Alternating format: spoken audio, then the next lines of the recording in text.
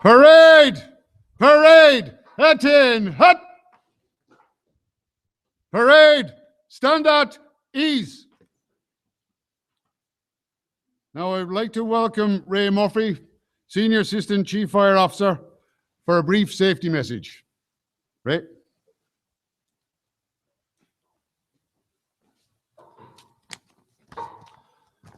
So just a very brief safety message before we start. So you're welcome to Gorey Fire Station and we hope you enjoy your visit. And Wexford County Fire Service just wants to make sure that all visitors are protected and keep safe during their visit. So just a few points of note, please, if you'd listen attentively. There are 2 emergency exits from this area once the bay doors are closed. So we intend on keeping the bay doors open, but just if we do end up closing the doors due to wind or rain, the first exit is to the front of the building here by the exit sign, and the second exit is to the back of the building here by the exit sign. The same goes when you're in the lecture room. There is one exit at the front of the lecture room, and there is a second emergency exit outside the door of the lecture room to your left. To raise the alarm, if in case of a fire, will you just use a break glass unit or bring it to the attention of one of the wardens on the site here or one of the fire service staff? Please familiarize yourself with your nearest exit from the position in which you are. It is important that these exits aren't blocked at any time. The toilets are to the rear of the appliance bay here, just through the corridor to the left. There's ladies and gents toilets, and there's water available in the lecture room. There's a first aider for the event, so if anyone's feeling unwell, please bring it to the attention of one of the staff and we'll get medical assistance immediately. And please let any member of staff know in case there's any spillage. So if there's any spillage of water on the floor, bring it to the attention of staff and we'll have it cleaned immediately. The smoking area is out the back of the bay here, just outside the yellow door here. And just if there's any accidents or injuries, just please report them immediately. Thank you. Thank you very much, Ray. Now I would like to call on the Chief Fire Officer, John Marr, for a brief word of welcome.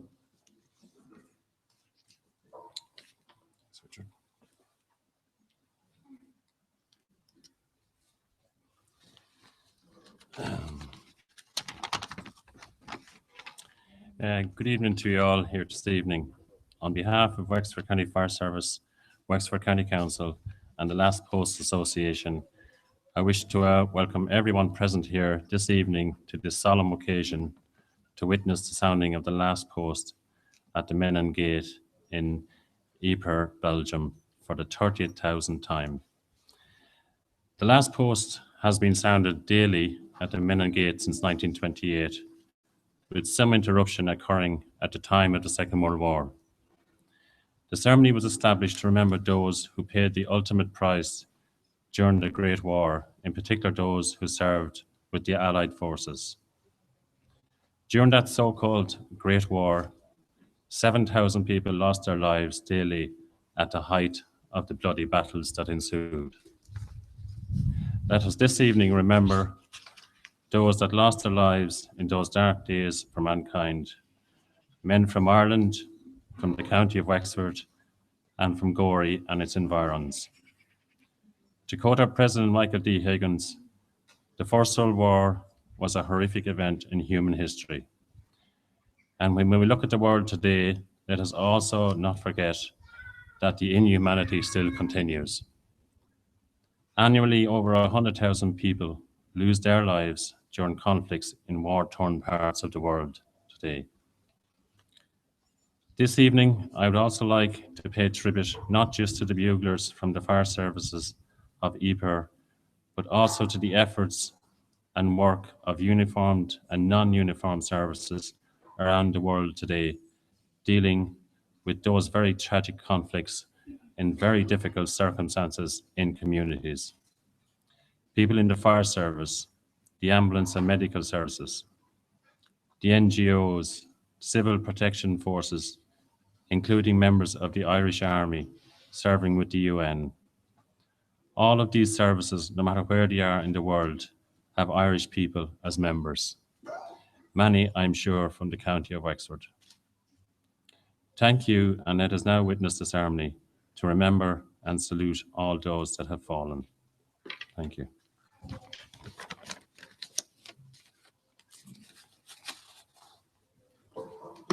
Thank you, John.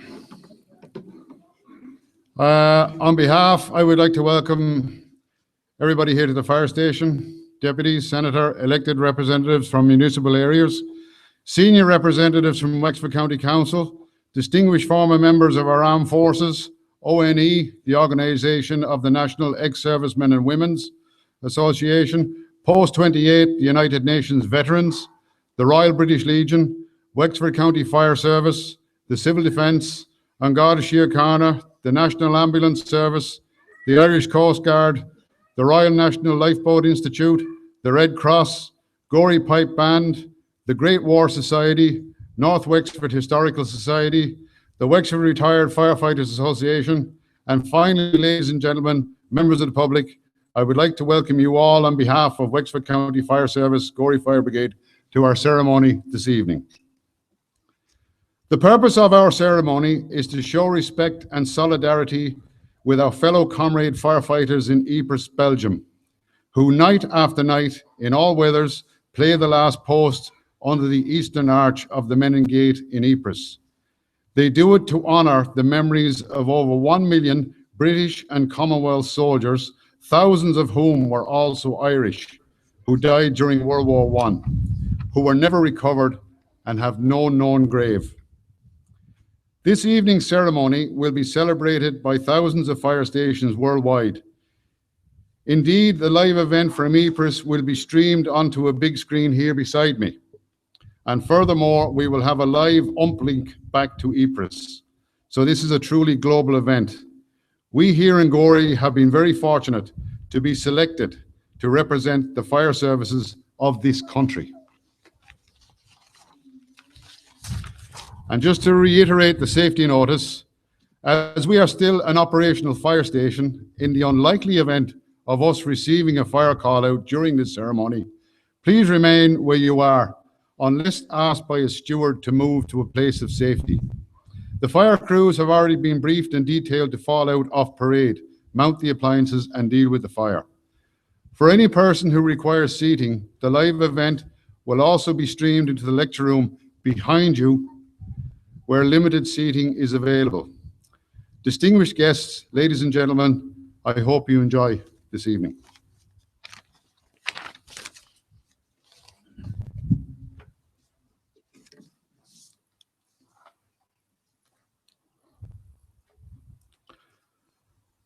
I want to tell you a little story now about my family history. It is a true story, and it starts during World War I. 5 members of my forefathers served with military units throughout the conflict. On my paternal side, 4 Miller brothers served in various units. Colour Sergeant Major John Miller, Royal Irish Regiment, served at the Somme. Private Francis Miller, Irish Guards, also served at the Somme, was wounded and then returned to active service with the Royal Irish Regiment. Private William Miller of the Australian Naval and Military Expeditionary Force served in Rabaul, New Guinea, with the Australians against German interests in the Pacific. This gentleman here, Private Joseph Miller, a granduncle of mine, an uncle to my father, served with the AIF, Australian Imperial Force, with the 16th Battalion, who attacked the Hindenburg Line at Bullecourt, northern France, on the 10th of April 1917. Joe was wounded during this battle and was captured along with 2,500 others in the German front areas. Now a POW, Joe was transferred to a transit POW camp near San Salvi, near Valenciennes, 100 kilometers behind the German front lines. On the night of the 17th of July, 1917, Joe was shot dead by a German sentry whilst attempting to escape. Which brings me to this gentleman here, Patrick Howard. On my maternal side, Private Patrick Howard was born in Thomas Street here in Gorey, 31st of March, 1883. He married Mary Ronan on the 14th of April, 1907, and he enlisted in the Royal Irish Regiment. Where's he gone? Enlisted in the Royal Irish Regiment on the 20th of September, 1914, at the age of 31. Was posted to France on the 16th of December, 1914, to the 2nd Battalion, C Company of the regiment. This regiment was part of the unit of the original British BEF, British Expeditionary Force, that had been decimated the previous October after engaging the Germans at Le Filly near Fromelles. Only 36 men out of that battalion survived. The battalion war diary notes shows reinforcements of 117 NCOs and men arriving on the 8th of January 1915 at St. Omer to rebuild the battalion. Patrick was one of these reinforcements. Battalion records show that on the 15th of April 1915, they moved to the Ypres salient, or Wipers as the Tommies called it, to relieve the Canadians during the Second Battle of Ypres, facing Kitchener's Wood at Mousetrap Farm near the village of Saint Julien near Ypres. This route to the front line would pass now where the Menin Gate now stands over the moat and ramparts along the Menin Road. You may have noticed that when I speak of Patrick, I say battalion records or war diaries show this instead of Patrick did this or that according to his service records. This is because Patrick is what became known as the burnt documents. In September 1940, during the Blitz, German incendiary bombs fell on the War Office Repository, Ironside Street, Walworth, South London. And of the 6.5 million documents in storage, only 1.25 million were saved. Only Patrick's medal index card survived. He was awarded the 1914 Star, the British War Medal, and the Victory Medal, or so called by returning servicemen Pip, Squeak, and Wilfred. Patrick's story has been pieced together by battalion records and personal letters sent home from the front, such as this one sent to his mother, Mrs. Canavan of Thomas Street, Gorey. And he writes, "We are having a big battle and we gained the day. The Germans had gas and turpentine. We made a big capture of men and guns. It's a pity that all the Gorey boys are not here. There is only myself and John Walker from Gorey in it. Our captain got wounded, and I'm writing this in the trenches under heavy shell fire. I'm sending you a telegram that our Commander-in-Chief sent to our adjutant on our great victory, and about the Royal Irish Regiment and the gallant stand they made. Get the letter published in the newspapers back home. It reads, please convey my congratulations to the 12th Brigade on their gallant and brilliant repulse of the enemy last night in spite of gas fumes and poison shells. And I think the artillery that supported them also deserve great praise. John Walker, who was also from Gorey, died on the 28th of August 1918 from wounds sustained. He was 28 years old. In May 1915, Patrick was wounded and removed from the line. Battalion records show that he was then transferred in July 1915 to the 5th Service Battalion of the Royal Irish Regiment. This unit was absorbed into the 29th Brigade of the new 10th Irish Division. This division, less the 29th Brigade, landed at Suvla Bay, Gallipoli in August 1915. The 29th were landed further down the peninsula to support the Australians and New Zealanders at Anzac Cove. After the failed Gallipoli campaign, the entire division in early 1916 moved to Lake Dorian in northern Greece due to Bulgaria's entry into the war onto the side of the Central Powers. In August 1917, they were sent to Salonika in Greece for embarkation to Egypt for the Palestine campaign. At some time, Patrick became ill It's not known exactly when, due to the loss of his service records in the Blitz. This illness could have been due to the fact that Lake Dorian was a mosquito-infested area. Nevertheless, Patrick was discharged under King's Regulation 392 on the 16th of February 1918 as being no longer physically fit for service. He was awarded the Silver War Badge, number 318424, and a parchment known as the King's Certificate for men who had been honourably discharged. Patrick managed to return home to Gorey, to his wife, and to their 8 children. In November 1922, at the age of 40, Patrick, weakened from his illness, died from pneumonia. In a few short years that followed, 6 of his 8 children, also died and are buried with him. One of the survivors was Matthew, my grandfather, my mother's father. So without Patrick, the Howards, Kinslers, McAuliffes, Millers, Cullens, Kyo's, and many, many more would not be here today. God bless you, Patrick. Thank you.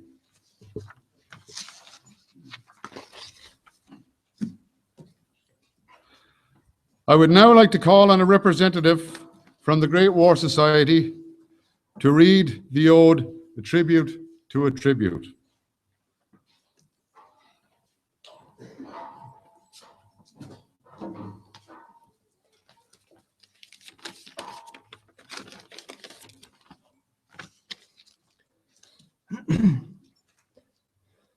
When the last post blows, the stars and the planets stand still. The wind holds its breath, the rain stops, the moon turns pale. There is peace on earth, but a mournful sadness fills the air. Compassion flows down from on high, bowing every head. The bugles sound like foghorns.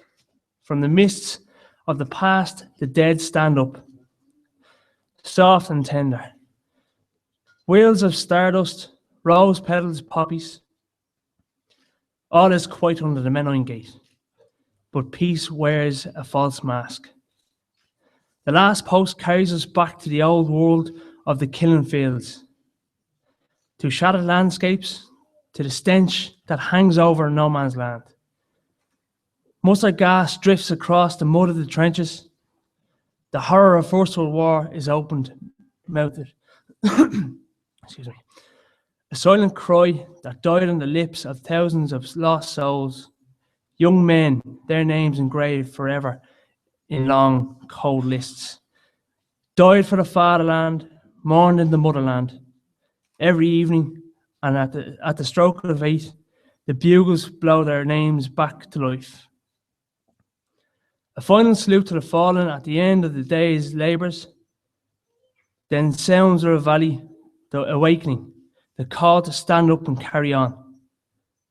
The eternal return, creation, reaping death. Generations disappear, stories fade away. But the memory of what happened must never be lost. The last post is not just to remember, it keeps hope alive. It calls the city and the world to order. Under the Menine Gate, night after night, a legitimate ritual takes place, so that we will never forget, but above all, so that we will see, once and for all, that every war and anywhere in the world is an attack on the foundations of our civilization.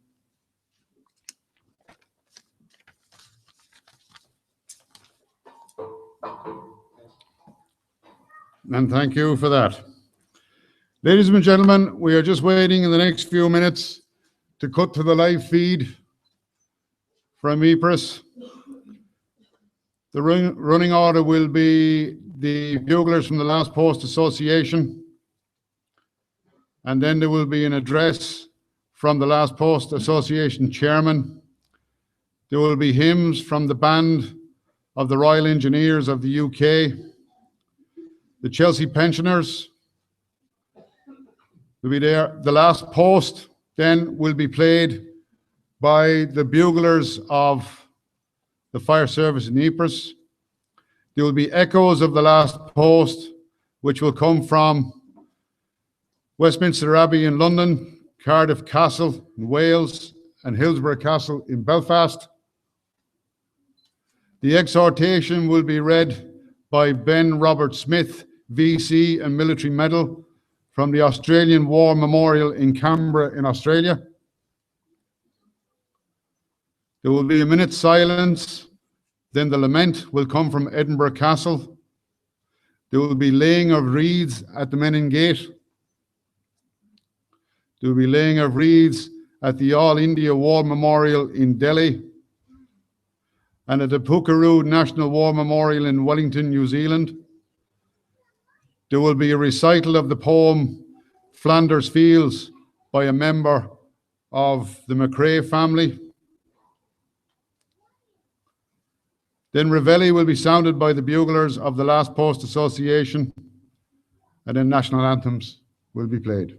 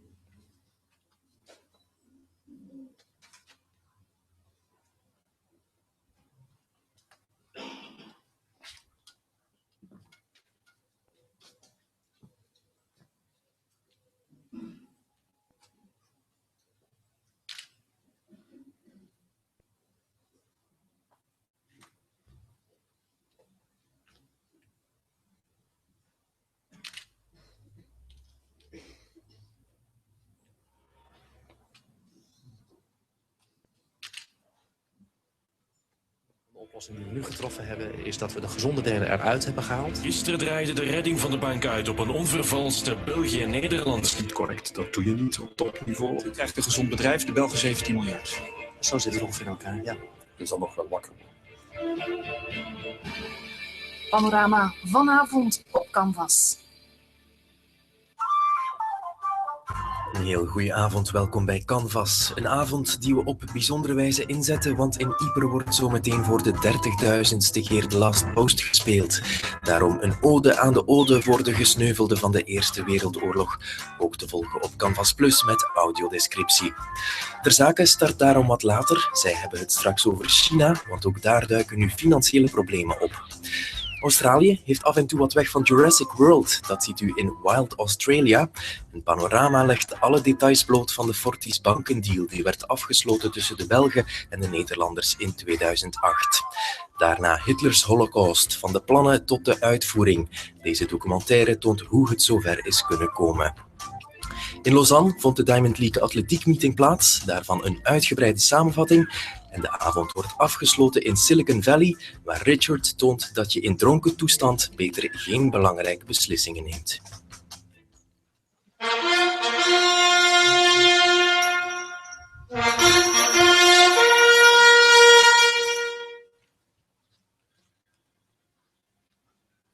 Welcome, Your Majesty, Your Excellencies, and all of you here under the Menin Gate or watching us somewhere else in the world. In this ceremony, we remember the sacrifice of hundreds of thousands of soldiers who died here near Ypres and in so many other places fighting for the causes of freedom and peace. Tijdens deze plechtigheid herdenken wij het offer van honderdduizenden soldaten die hun leven lieten in deze streek en op zoveel andere plaatsen voor de vrijheid en de vrede. But we also want to pay tribute to those who, every day since 1928 and today, for the 30,000th time, pay the tribute to all those fallen. Maar we willen ook hulde brengen aan hen die elke dag sinds 1928 en vandaag voor de 30.000ste keer een ode brengen aan alle slachtoffers. Every night stand here, the firemen of Ypres, the buglers of the Last Post Association, in good and bad weather. These days, many people join them, but for many years, often only a few looked on. Elke avond staan ze hier, de brandweerlui van Yper, de klaroeners van de Last Post Association, in goed en in slecht weer. Nu krijgen ze het gezelschap van velen, maar jaren geleden waren er soms weinig toeschouwers onder de poort. Many leading figures worldwide have been here, listening in silence and being overwhelmed, just as many hundreds of thousands of ordinary people have come from all over the world. Veel groten der aarde waren hier, luisterend, in stilte en onder de indruk, net zoals vele honderdduizenden anderen overal in de wereld. Dit is een ode aan de ode. This is a tribute to the tribute.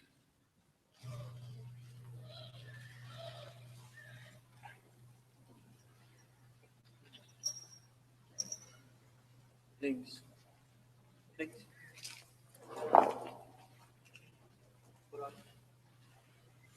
Rechts.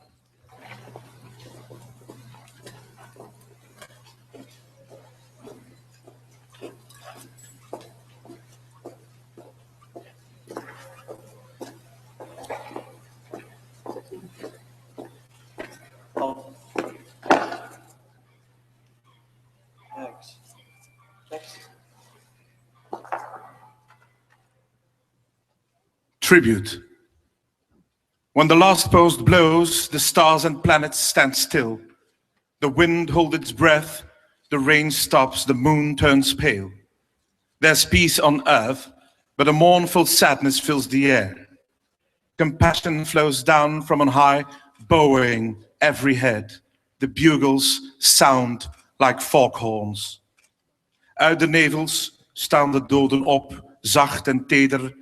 Er dwarrelt sterrenstof, rozenblaadjes, klaprozen. Alles is rustig onder de menenpoort, maar de vrede heeft een valse schijn. The Last Post blaast ons terug naar de oude wereld van dodenakkers en vertrapte weidegrond, de stank die over de slagvelden hangt. Mustard gas drifts across the mud of the trenches. The horror of the First World War is the silent cry that died on the lips of thousands of lost souls. Young men, their names engraved forever in long, cold lists. Died for the fatherland, mourned in the motherland. Elke avond om 8 uur stipt blaast de klaroeners de namen weer tot leven. Een laatste eresaluut voor de gevallenen. Het einde van de werkdag. Daarna klinkt de reveille, het ontwaken, opstaan en weer doorgaan. De eeuwige wederkeer, schepping, rijping, dood. Generaties verdwijnen, verhalen verdampen, maar de herinnering mag nooit vergaan. The Last Post does not just remember. It keeps hope alive. It calls the city and the world to order. Under the Minan Gate, night after night, this legitimate tribute takes place, so that we will never forget, but above all, so that we will see, once and for all, that every war, anywhere in the world, is an attack on the foundations of our civilization.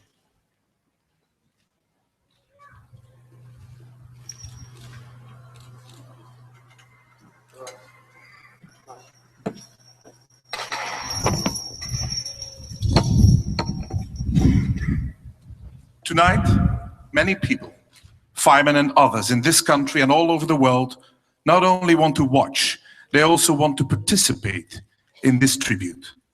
We will be going to the Royal Hospital in Chelsea, London, where Prince Edward, the Duke of Kent, and President of the Commonwealth War Graves Commission, is joined by many others, watching and participating.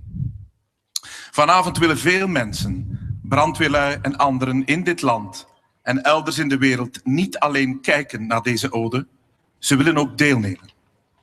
We zullen naar het Chelsea Royal Hospital in Londen gaan, waar Prins Edward, de hertog van Kent, en vele anderen kijken en deelnemen. And we will also be going to Canberra, the capital of Australia, to New Delhi, India, to Halifax, Canada, to Wellington, New Zealand, and many other places. En we gaan ook naar Canberra, de hoofdstad van Australië, naar India Gate, New Delhi, Indië, naar Halifax, Canada, naar Wellington in Nieuw-Zeeland en vele andere plaatsen. And now, we will start with the official ceremony. We listen to the call to attention, which is followed by a short address by Mr. Benoît Moutry, the chairman of the Last Post Association. En nu beginnen we met de officiële plechtigheid. We luisteren naar de Geef 8 en dan naar een korte toespraak van de heer Benoît Moutry, de voorzitter van de Last Post Association.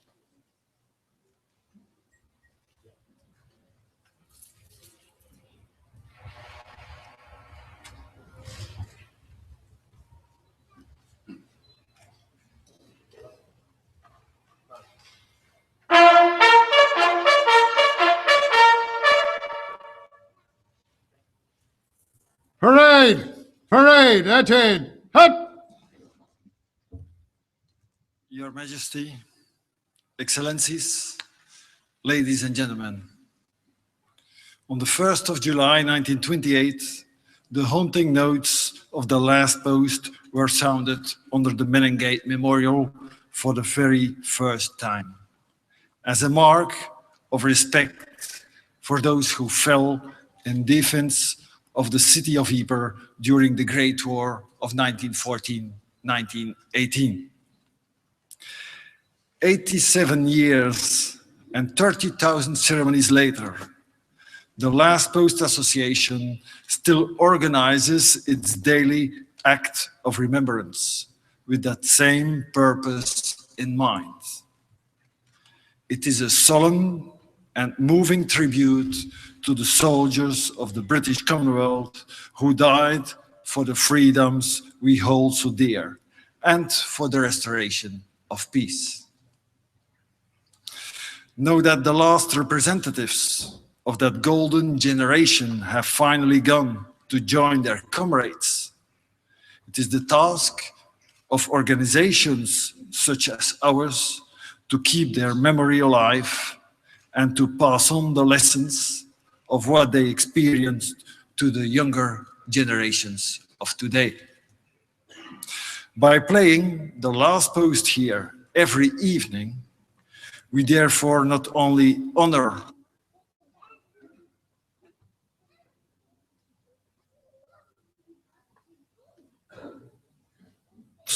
who fought and died to make the world a better place, but we also fulfill our obligations to the future by giving those who attend our ceremony the chance to reflect on the true meaning of war and all that it entails.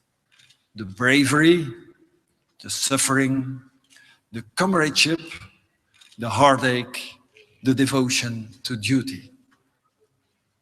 Depending on our different viewpoints, we may all reach different conclusions on these matters. But this is not important. What is important is that we all think about what happened here all those many years ago. What is important is that we remember.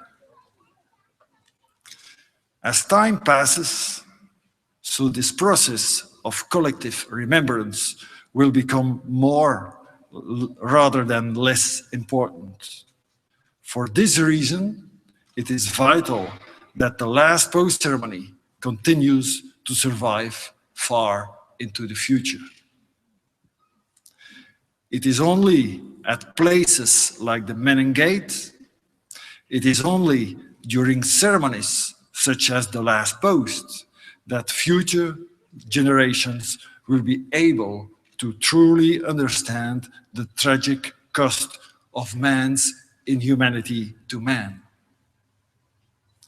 It is a lesson that we cannot afford to forget.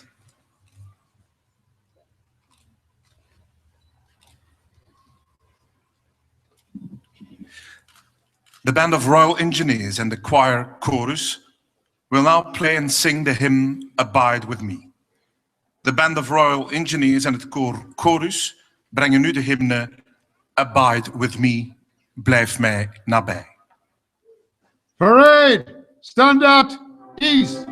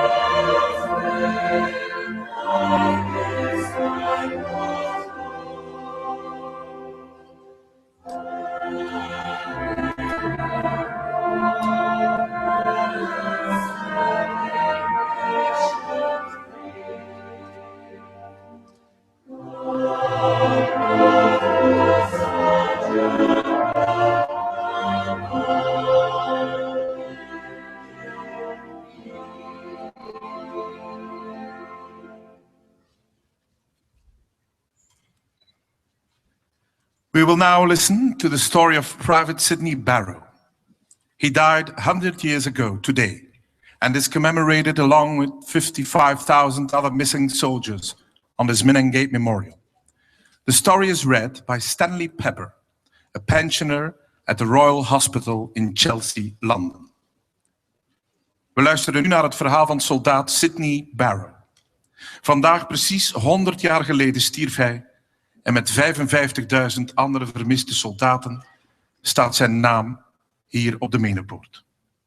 In Londen, in het Royal Hospital, de verblijfplaats van vele gepensioneerde Britse veteranen, leest pensioner Stanley Pepper het verhaal van Sidney Barrow.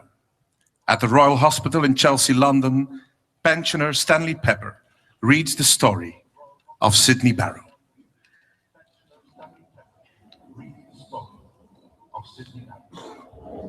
The story of Private Barrow, who died on this day 100 years ago. Tonight, we especially remember, among the many thousands on the walls of the Minangate, Private Sidney Barrow, who died 100 years ago today, aged 28, while serving with the 1st Battalion of the Hampshire Regiment.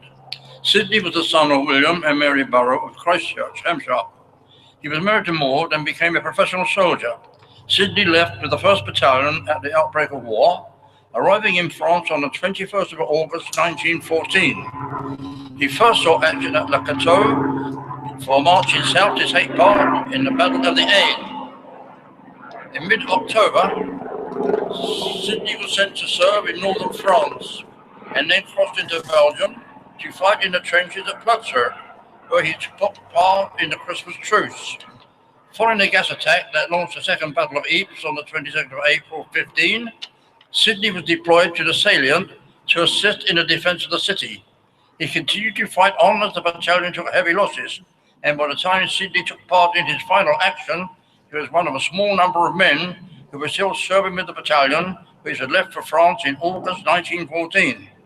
An attack was made against the International Trench by the Rifle Brigade, and Sydney was sent to the front line 2 days later, where he was killed by splinters from a shell that burst close to him. A number of his comrades died with him, and they, with Sydney, are commemorated on panel 35 on the Menin Gate Memorial.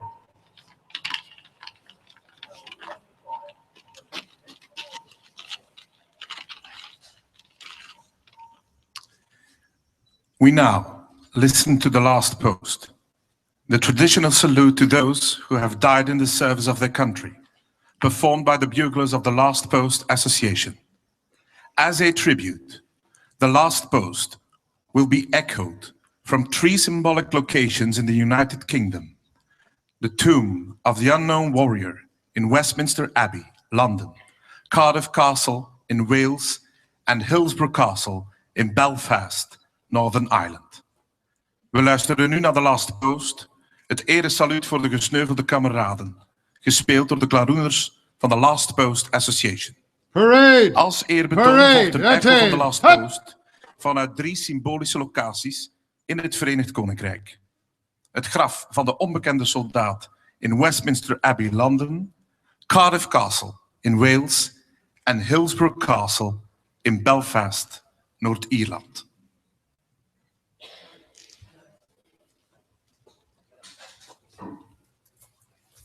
Parade!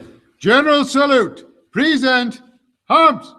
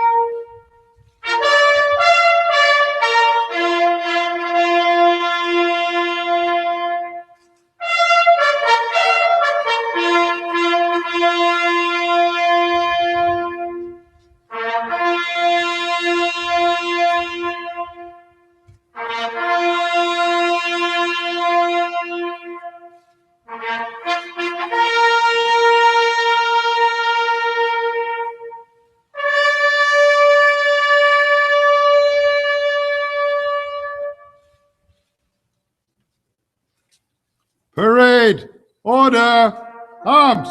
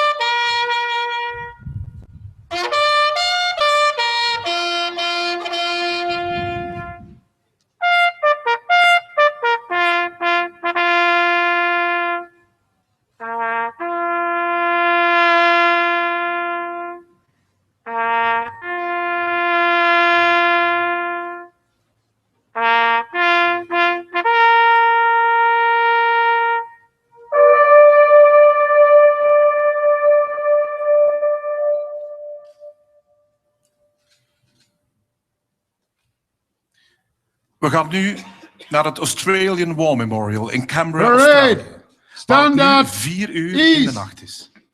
We now go to the Australian War Memorial in Canberra, where it is now 4 o'clock in the morning. Bij de Pool of Reflection roept Ben Robert Smith, Australië's meest gedecoreerde veteraan, ons op tot herdenken. Hij was meerdere malen actief in in Afghanistan. Near the pool of reflection, Lance Corporal Ben Robert Smith, Australia's most decorated Afghanistan veteran and VC winner, calls us to remembrance of the fallen.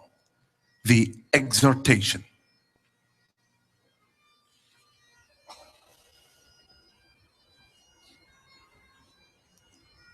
They shall grow not old, as we who are left grow old. Age shall not weary them, nor the years condemn. At the going down of the sun and in the morning, we will remember them, lest we forget.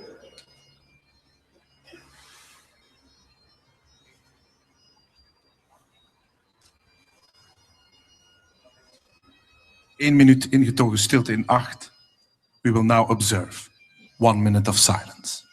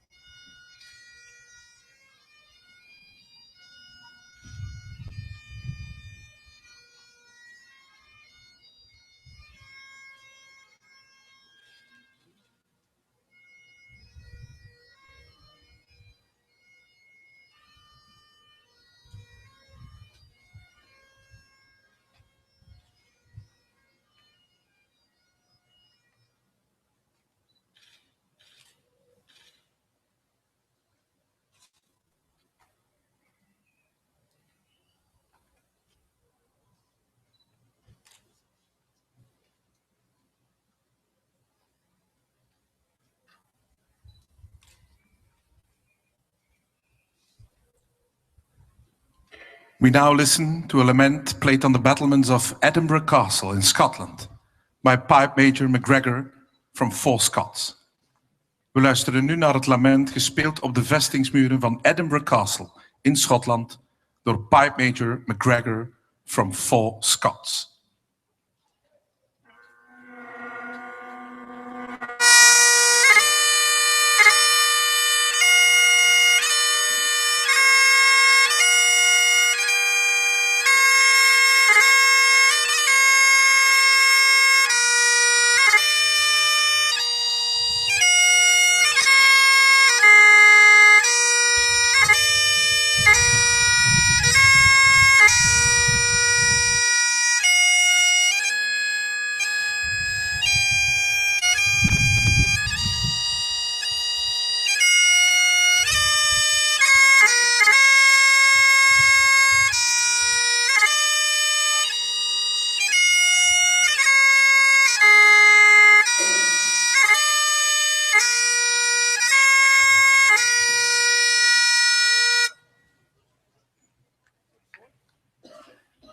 Wreaths will now be laid in memory of all those who died in Flanders fields and who rest forever in Flemish soil. We gaan nu over tot de bloemenhulde aan al diegenen die in Vlaamse velden het leven lieten en thans voor eeuwig rusten in de Vlaamse bodem. Hare Majesteit de Koningin legt het eerste bloemstuk in naam van het Belgische volk.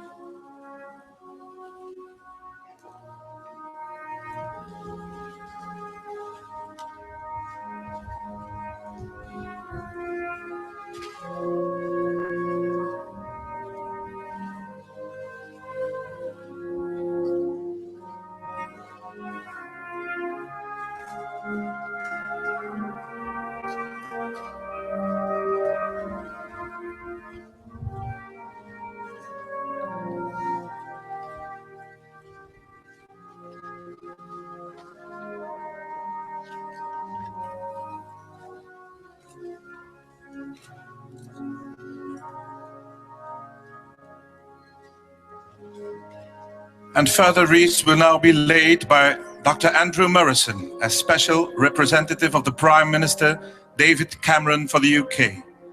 For Australia, by Mr. Darren Chester, MP. For Canada, by Lieutenant General Richard Romer, For New Zealand by Mr. Todd McClay, MP. For India by Ambassador Mr. Manjeev Singh Puri.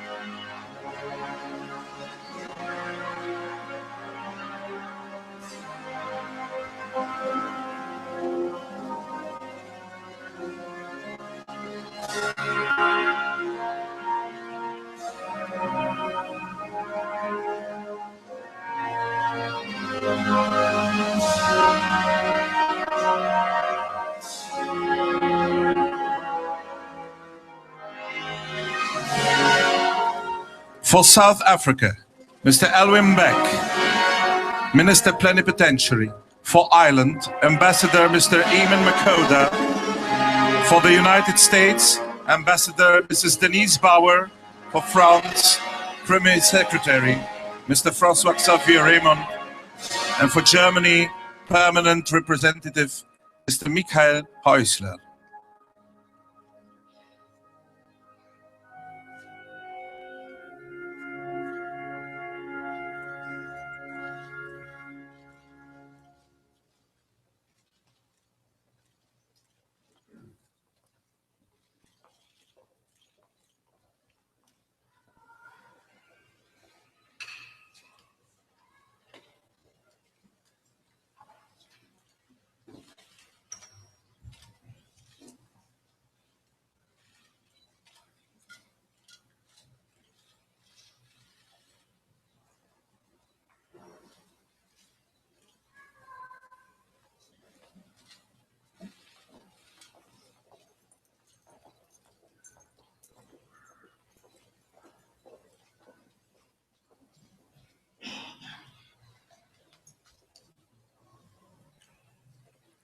We now go to Berlin.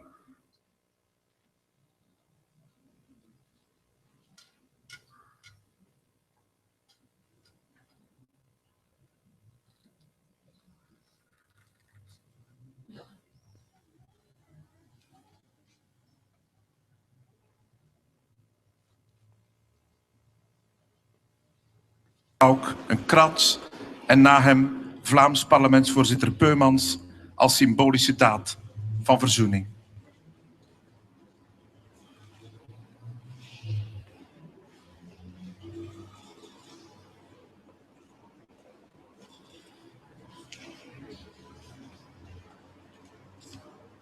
Na Berlijn volgt nu een kranslegging in Parijs onder de Arc de Triomphe bij het graf van de Franse onbekende soldaat. After Berlin, a wreath will now be laid in Paris under the Arc de Triomphe by the tomb of the French unknown soldier. Eerst wordt de vlam voor de onbekende soldaat aangewakkerd, as every night the flame by the grave of the unknown soldier is enkindled. Staatssecretaris Jean-Marc Todeschini legt een krans neer. Secretary of State Jean-Marc Todeschini lays down a wreath.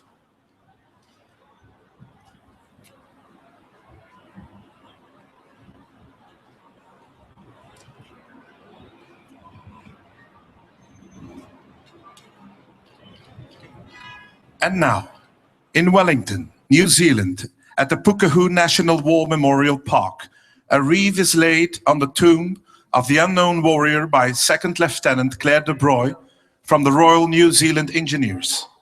And in Wellington, New Zealand, in its Pukehou National War Memorial Park, legt Second Lieutenant Claire de Broye een krans neer op het graf van de onbekende soldaat.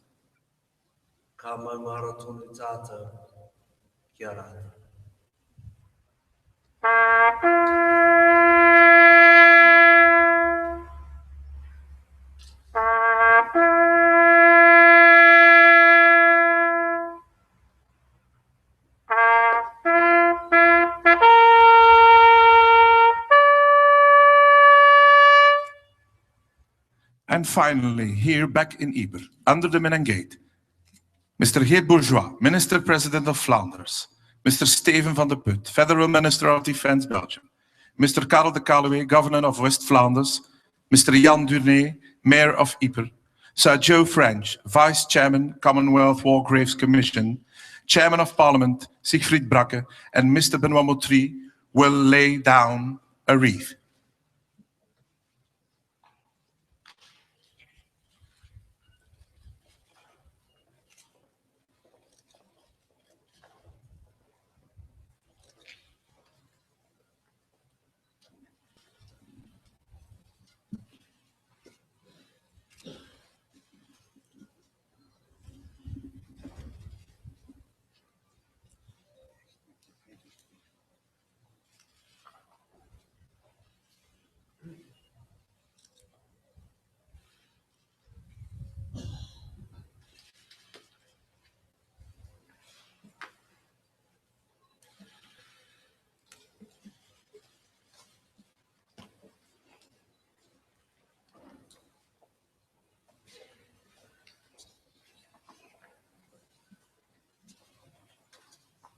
Halifax, de havenstad aan de Canadese oostkust, was de plaats van waaruit bijna alle Canadese soldaten tijdens de Grote Oorlog naar het westelijk front vertrokken.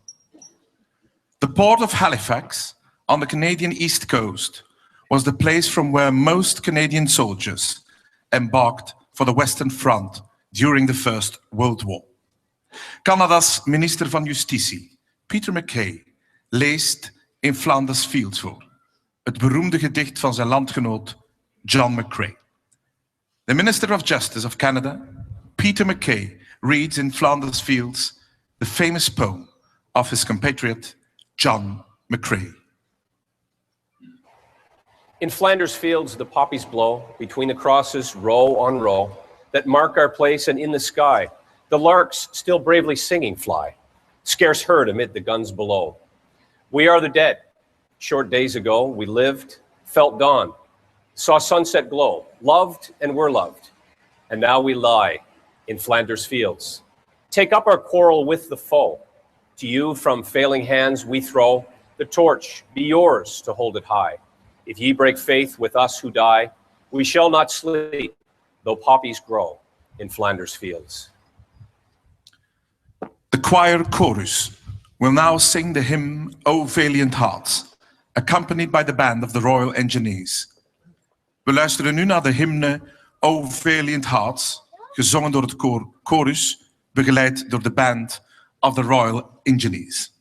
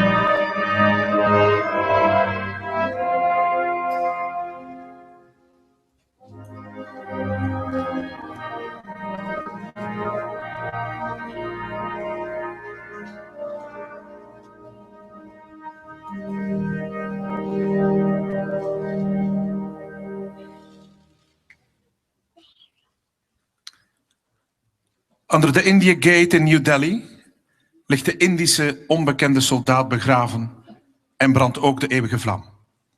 Under the India Gate in New Delhi, the Indian unknown soldier lies buried and also burns the eternal flame. We now listen to the Kohima epitaph, most frequently associated with the sacrifice of a second generation of young men and women during the Second World War. De Kohima-epitaaf wordt vaak geassocieerd met de slachtoffers van de Tweede Wereldoorlog. The epitaph is read by retired squadron leader Rana Kina at the All India War Memorial Arch in New Delhi. Squadron leader Rana Kina leest de Kohima. When you go home, tell them of us and say, for your tomorrow, we gave our today.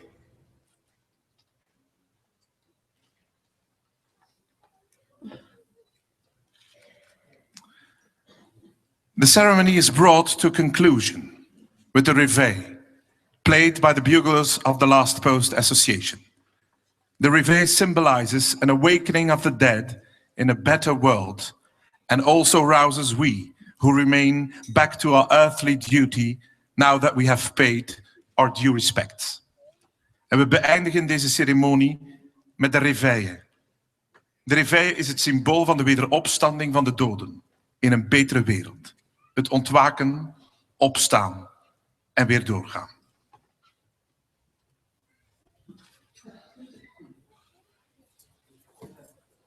Parade! Parade! Attain! Up!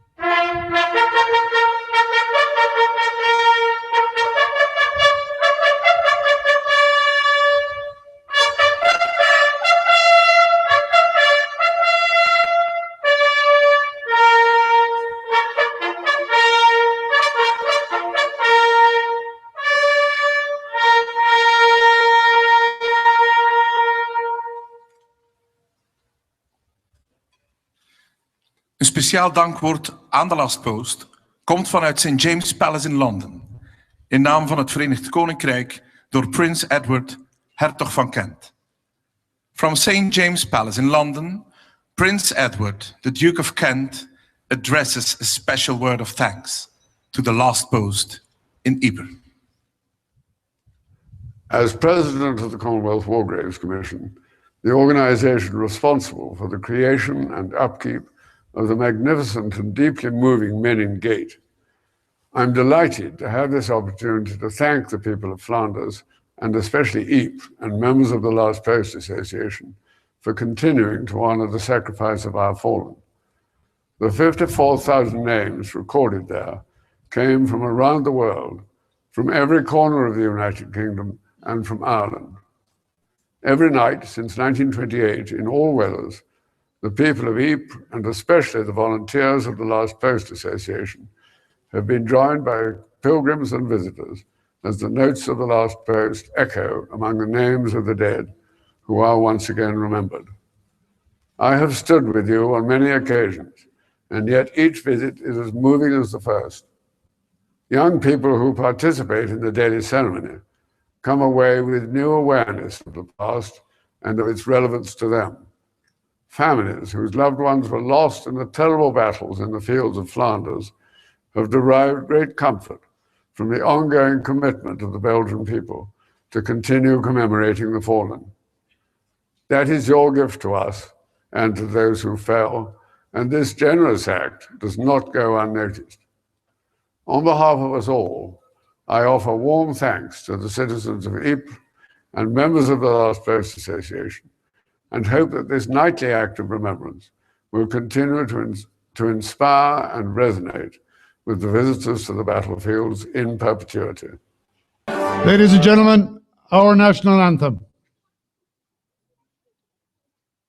Parade, General Salute, present, arms.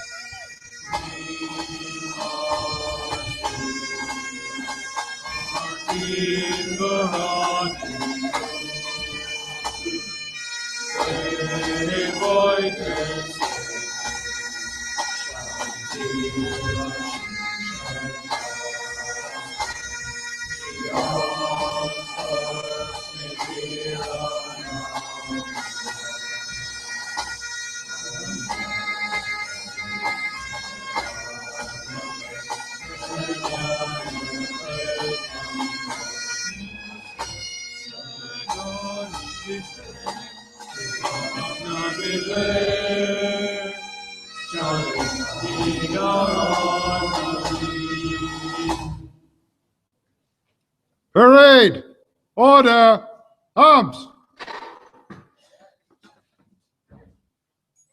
Parade, stand at ease.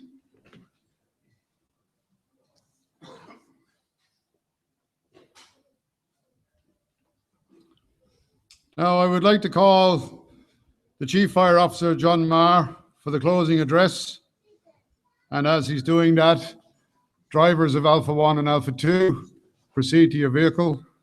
And at the end of the address, you will sound the sirens and lights for 1 minute.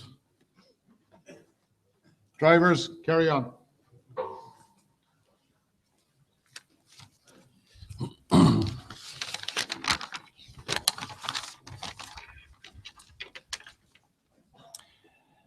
Once again, let us have a quiet moment of reflection to pray and remember all those that have fallen in wars and conflicts throughout this world we live in today.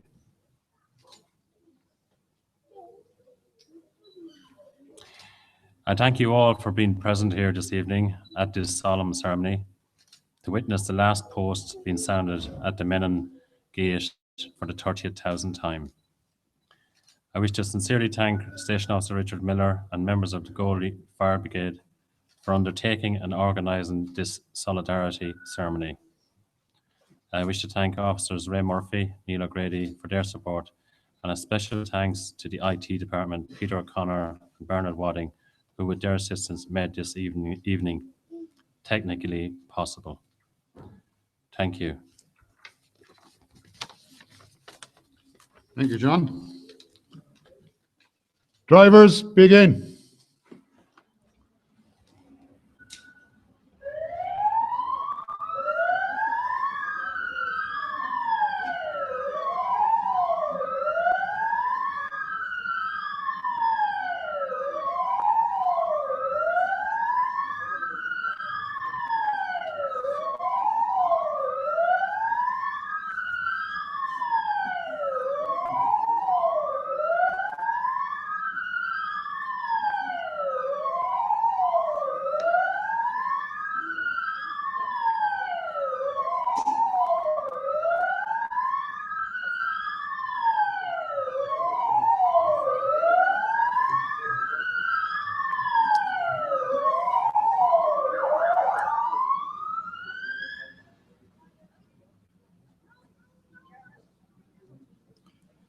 Distinguished guests, ladies and gentlemen, on behalf of the Wexford County Fire Service, I would like to thank you here tonight for your attendance.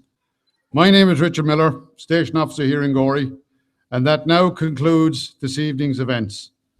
Please adjourn and be our guests to the lecture room where food and beverages are now being served. Thank you.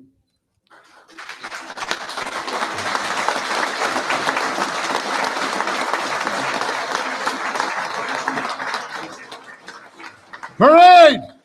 Parade! Attend! Hut! Parade will turn to the right and dismiss. Dismissed.